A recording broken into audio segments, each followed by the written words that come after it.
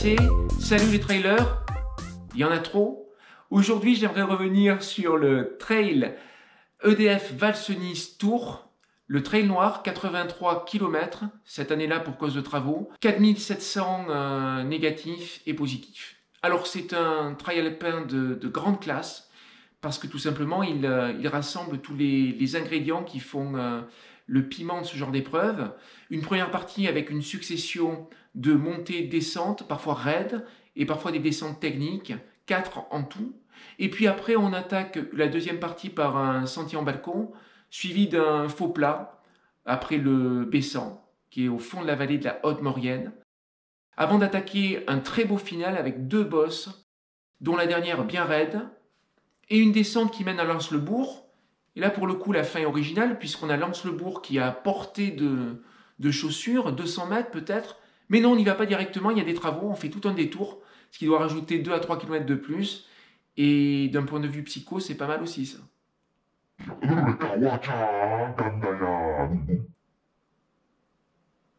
Départ, 3 h du matin, téléphérique des Chèvres, et on attaque la première difficulté, qui est la plus longue montée. Pour aller jusqu'à Erela, on prend à peu près 1000 positifs. Puis ça descend, et on monte à nouveau vers le col de Saulière, où là on prend 600 positifs. Enjoy! Et voilà, départ matinal, parce que je suis à 5 minutes de marche du départ de la course. Voilà, donc ça fait un échauffement original pour ces 80 bornes, 83 bornes du Val-Cenis EDF Trail. Let's go! On vient de passer la deuxième bosse, le col de Saulière. Un peu dans la brume, et là, on doit être au 20e kilomètre. Le jour se lève.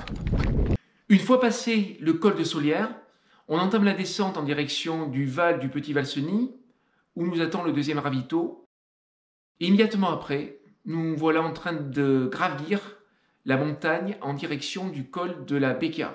C'est une montée très raide, sévère dirais-je, avec le lac de Val-Cenis qui se trouve derrière nous. Alors la spécialité ici, c'est le fromage de Beaufort, et c'est ce qui le produit, la Science Vache. Ces spécimens sont magnifiques.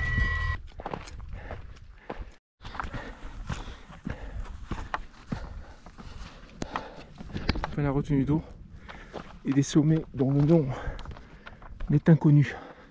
Et la montée, c'est là.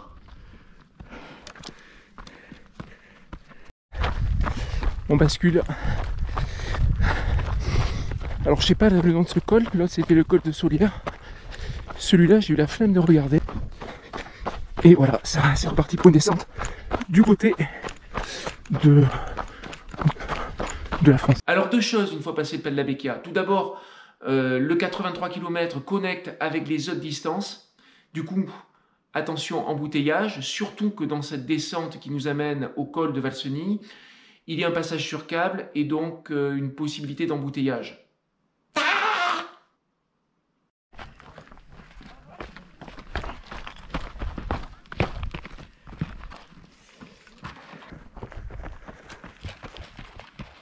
Une fois arrivé au col de Val-Cenis, troisième ravito, et là on monte immédiatement vers le col de la Mette où nous attend un point de vue magnifique sur le lac du Mont-Cenis. Le col du Mont-Cenis, qui est l'une des possibilités, l'un des cols par où serait passé Hannibal. Il y a 3 possibilités, il y a le col du Grand Saint-Bernard, et il y a le col du Mont-Genèvre et le col de Mont-Cenis qui est sans doute l'option la plus probable. La cime du Baride, j'ai bien étudié tout ça.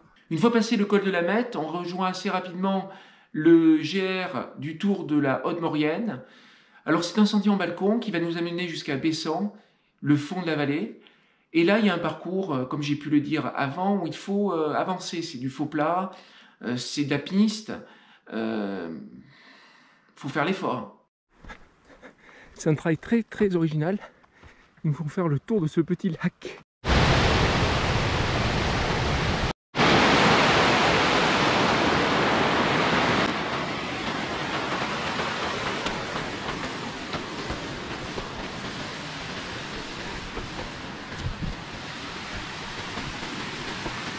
Mauvaise blague.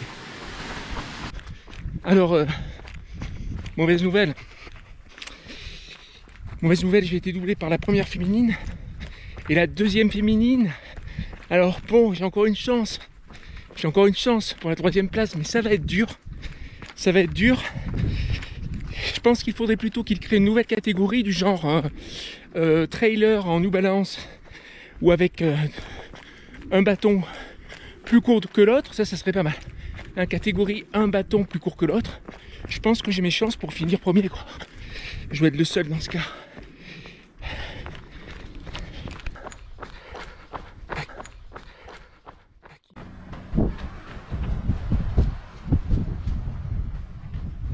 On arrive au pied de la montée qui nous amène au refuge de Valombrun.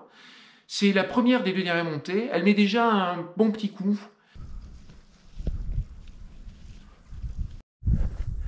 Donc le fond de la vallée de la Haute-Maurienne qui se termine par le col de l'Iseran.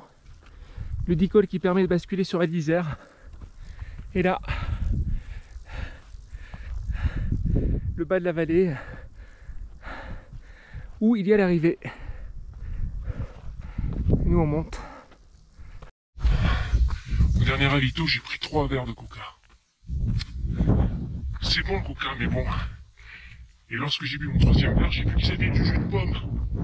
Pas bio, plein de sucre. Maintenant, je ne rêve que de ça. On vient de terminer la 5e côte et on va passer au refuge de Valombrun.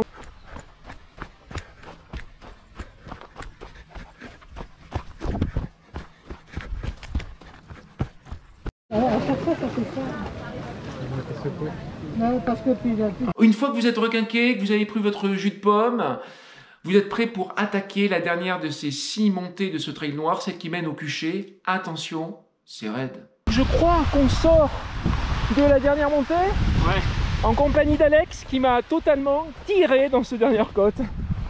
Voilà, et donc là ça va être un chemin qui suit une courbe de niveau et puis la dernière descente. En fait c'est horrible, on n'était pas sorti de la montée. Ça continue, mais alors c'est raide. Oh yes. Et voilà, là on peut dire que ça y est, c'est le début du faux plat avant la descente. C'est la dernière, c'était la dernière montée. Donc là on est dans la dernière descente, dans une partie moins technique. Et voilà, ça, c'est le final, quoi. Toujours un peu difficile à gérer ces dernières descentes. Envie de finir, et en même temps il faut être attentif.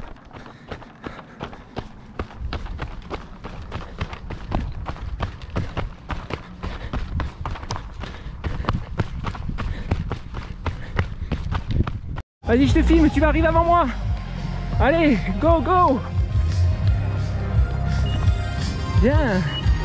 Bon, et bien, malgré le fait que je me sois fait griller par un minot de 5 ans sur la ligne d'arrivée, j'ai vraiment beaucoup aimé cette course. Je vous invite à la faire. Il me reste plus qu'à vous dire à une prochaine. Bien à vous. Ciao.